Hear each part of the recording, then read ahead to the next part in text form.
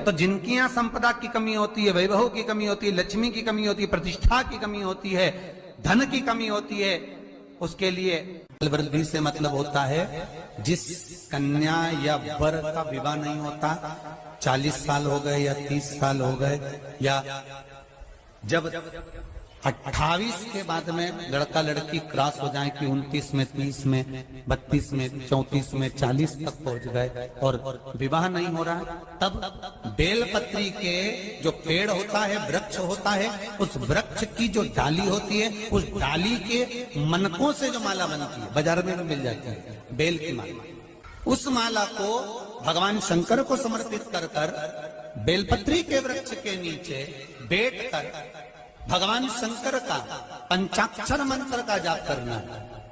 कौन सा मंत्र है?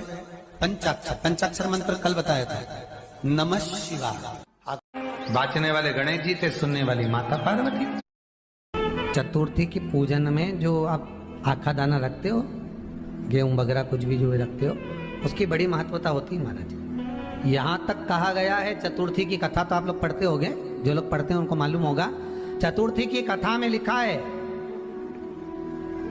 चौथ माता के व्रत में वर्णन किया गया है कि वो आखा दाना जो रखा जाता है, मान लो कोई जरूरी काम होता है तभी आखा दाना को रखा जाता है, संभाल के रखते हैं कि हम इस काम के लिए जा रहे हैं और हमारा ये कार्य सफल होना चाहिए। तो जिसने चतुर्थी का व्रत करा है, जिसने चंद्रदेव का पूजन करा, चतुर्थी का व्रत करा, वो गणेश जी से विनती करके वहां से 2-4 आखा दाना उठा ले, और जो व्यक्ति का काम अटक रहा है अपने ही घर का, पर दूसरे कुल को नहीं देना, अपने कुल के अंतर्गत जो काम अटक रहा है उसकी जेब में, उसके पल्लू में उस चीज को रख दिया जाए।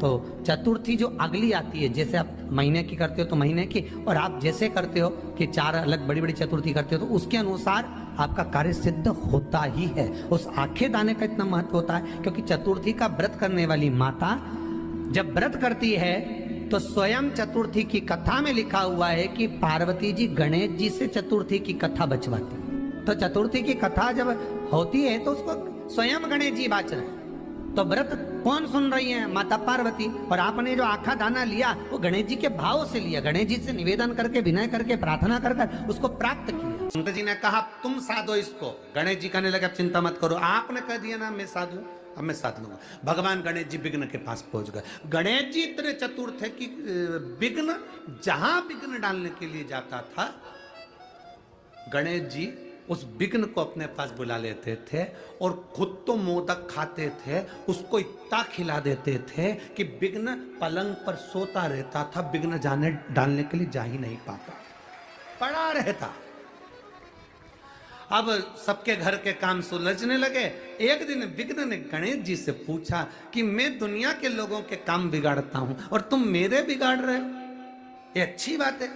गणेश जी ने कहा वचन मैंने दिया था और तूने मुझे वचन में फंसा लिया, इसलिए अगर तू चाहता है कि तेरे कार्य में विघ्न ना आए तो तू मेरी शरणागति ग्रहण कर ले। विघ्न ने गणेश जी के चरण पकड़ लिया, आज के बाद कभी विघ्न नहीं डालूंगा, ये निश्चित है, पर मेरी एक शर्त है गणेश जी। गणेश जी ने पूछा क्या शर्त?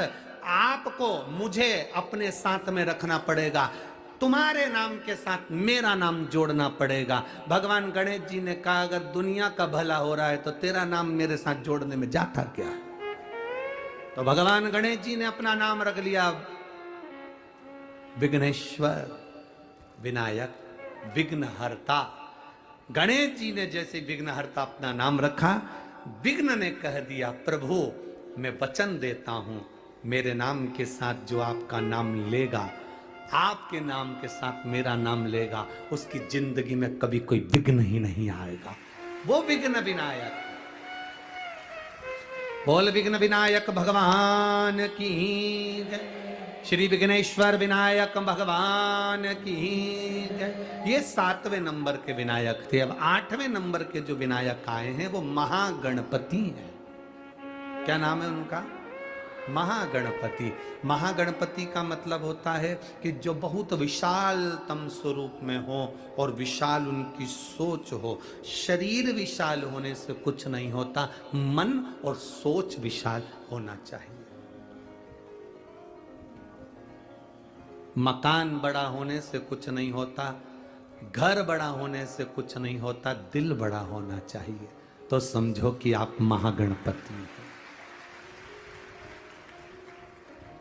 जिस घर में बहुएं भोजन बनाए, पोहा बनाए, उपमा बनाए, खीर बनाए, सामान बनाए, भजिया बनाए, पकोड़ा बनाए, समोसा कचौड़ी बनाए, और बहुएं या बेटियां या घर की नारी या घर का व्यक्ति बनाते समय सबसे पहले बाहर देने की अपेक्षा अपने लिए कटोरी में पहले से निकाल के रख ले, समझ लेना वो महागणपति नहीं है।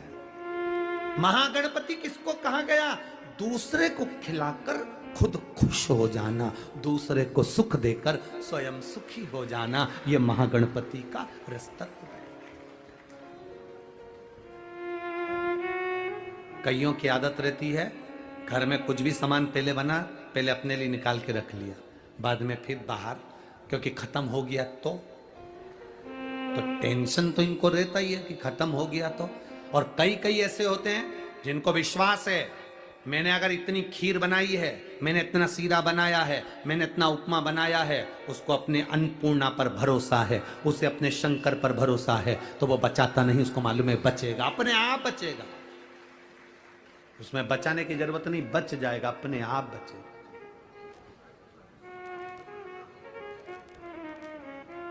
वो बचेगा। अपने आप पर भरोसा करो, मेरे महादेव पर भरोसा करो, समय आया।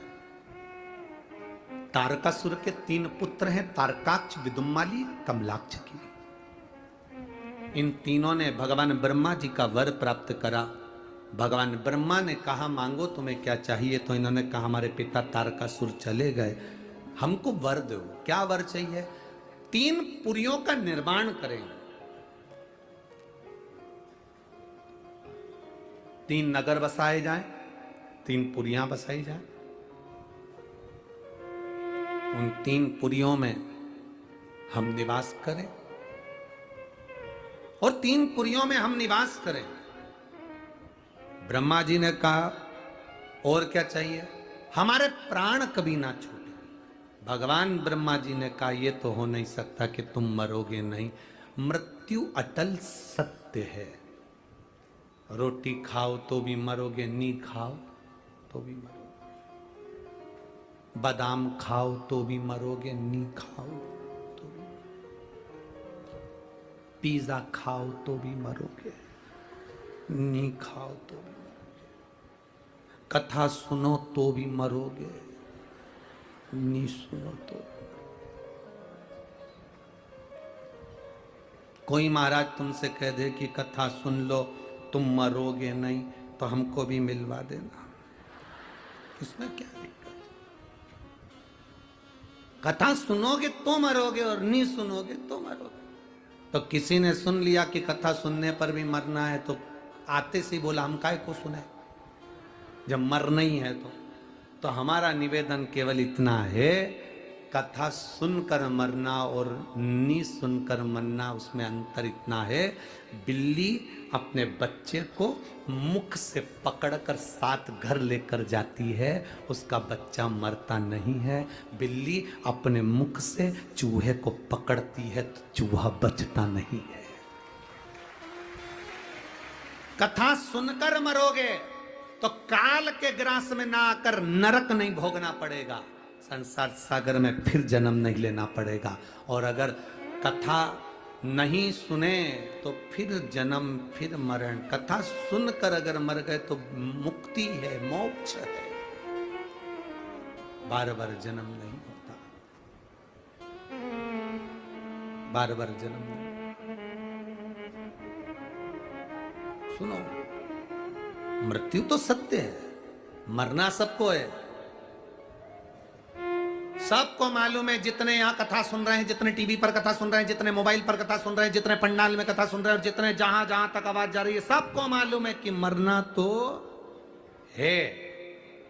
तो फिर करना क्या है? मरना तो सबको है, तो फिर करें क्या? तो बस एक काम करो, मरना तो है तो एक काम करो, जो तुमने जोड़ के रखा है उसको अपने ऊपर खर्च भी करते चलो और अपनी जिंदगी को सुखमय जियो।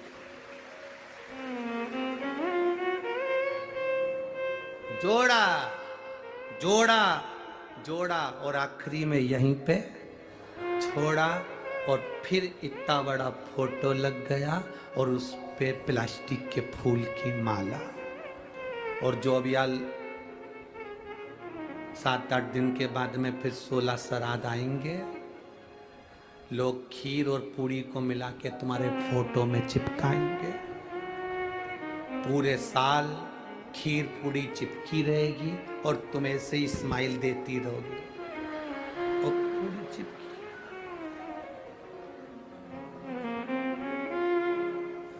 इसलिए एआई सबसे अच्छा काम है, जो जोड़ा है उसका उपयोग करो। हम तुमसे नहीं कहेंगे कि ये सब दान कर दो, बिल्कुल मत करो।